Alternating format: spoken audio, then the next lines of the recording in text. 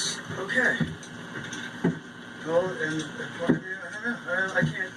Well, we'll listen with the speeding. I mean, we don't hear anything. I don't hear it fucking speeding. Neither does he. You're telling me when they get the Oh, really? Put the click track on. Sit down here. And I'll leave the room. The track is not going to be fucking exactly on the click you're track. not wrong for going past it. It's just that Well, then what are you moaning about? Because when you bring it back, the track's drags. That's when you hear the difference is when it pulls back into I don't hear a difference that much where it's going to, where it goes like here and then it's going to come back. No, you hear a track that's going real excitement and all of a sudden it drags. Okay. No.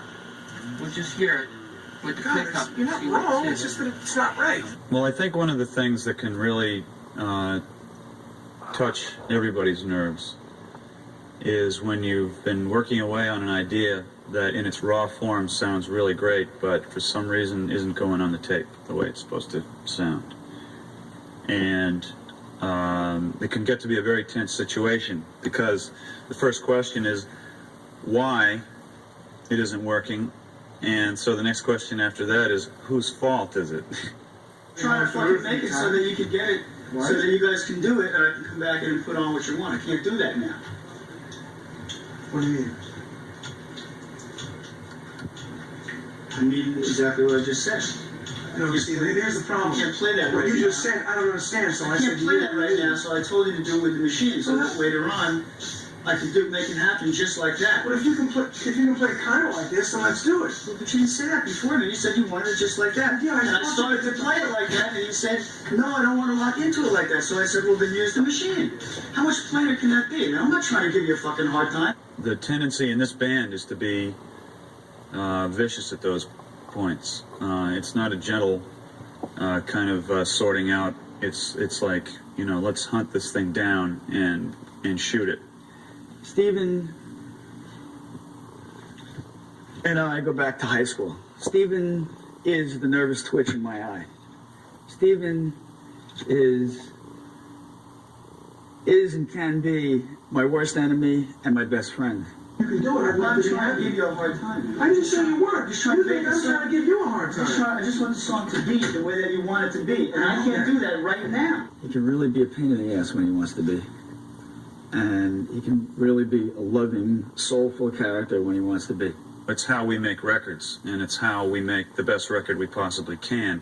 One thing that I hope we all maintain is our willingness to be vulnerable when we go into an album project, vulnerable to the kind of criticism that we give each other, vulnerable to the kind of pressure we put on each other, vulnerable to the competition that goes on, because that's what keeps the thing electric. That's what gets the vibe in there and the fire in there is the fact that there's 5 human beings who are willing to, you know, sort of open themselves up to whatever's going to fly in. So we always give you the benefit of the doubt. Let's go in. Come on. They'll keep programming and we'll play. Tom, let's play.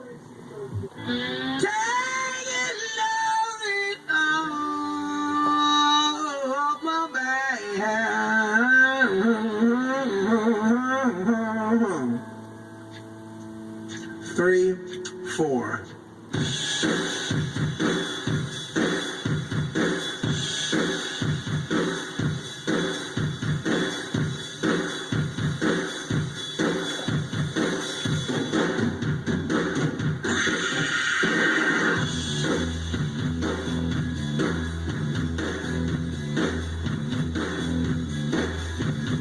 Let's listen.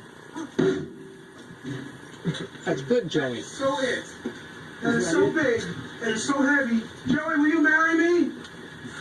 That's so cool. See, that's like the rag. Boom, boom, boom. Huh. So after these last 3 years of trying to work on these albums and thinking, you know, that, geez, I've lost contact with all that I should know. The only 2 things I do know is about my sobriety, after taking drugs for all those years, and my music. And I fall back on both of them. I talk way out of line too much about the drug thing too much. But when it comes to music and I'm in the studio, I get really pissed off, I get real angry, and I get really mad because the stuff that I'm sure of I can't explain at the moment. It's like a cake. You talk about the ingredients. People can say, oh, no. But the proof is in the pudding, right? In the eating, in the tasting, in the listening in this case. So I get really cranked up about that when they say, listen, get out of here and go in the back. On the other hand, I found out that I work best under pressure because I don't often do my homework, you know. But of all the things I've done on these last 2 albums, I think I've learned that that I'm going to at least promise myself that I'll walk the extra mile every night. Ideas he comes up with as far as drums goes, guitar goes, bass goes, the guy just never stops, you know. And he's on 24 hours a day, and the band is his whole life. Hey, Steven. Steven! You asshole! We can let it, you know, like follow when I play the breakdown things. You know what I mean? Don't tell me you know. Just say okay. Joe. You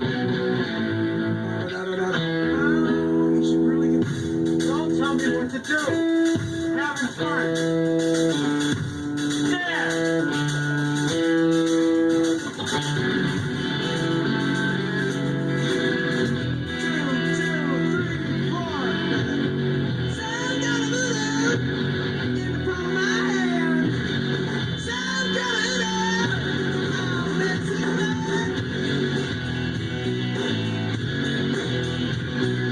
That's part of the, I call it the dynamic tension that goes on between the two of us, because we both hear music and like different things, and I don't think that's changed at all over the years. I think that in the early days, the drugs kind of masked that that's what it was, and it just made it a lot more difficult to deal with each other, you know. But now, no, you know, I don't take it as personally when he doesn't like something that I do, and I don't take it as personally when he's like insistent on doing it his way.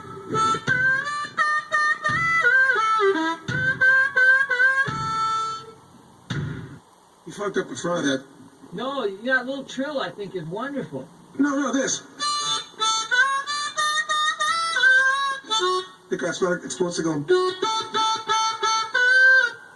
Well, let me see. Maybe we just fix that little thing. I like Yeah. that little trill in the front, though. No, it's there. It's on another one, though.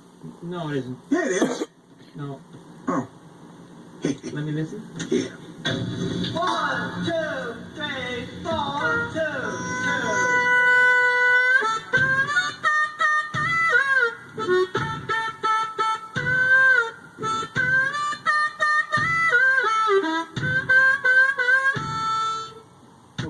Nice going, phrase. We used to have a lot of problems in this band because emotions would arise out of hangovers, and that's not an irrational way for an emotion to arise. Is out of a hangover. You're gonna get pain, you know. In the times when we were down and out, like between 1980 and 1983 or 4, you know, I don't look upon those as very fond memories. At the same time, they're not memories that I'll forget because they help to keep me where I am today. All the things that we did and partook in the days of our drinking and drugging, I can't say that I regret it because, you know, it was a big part of the path that enabled us to get on to where we are now. Without going through all of that stuff, we wouldn't be here now because we wouldn't have had anything to learn from. And it's really easy to be in that place. And fortunately, there was some source of power that made us all realize that within the 5 of us together, there was something that existed and lived and was very much alive that was really rare. It used to be the Asmithero Lost Weekends, where I would go somewhere with a half a bag of dope, and you know, and I wouldn't know who it was come Monday morning or where I was.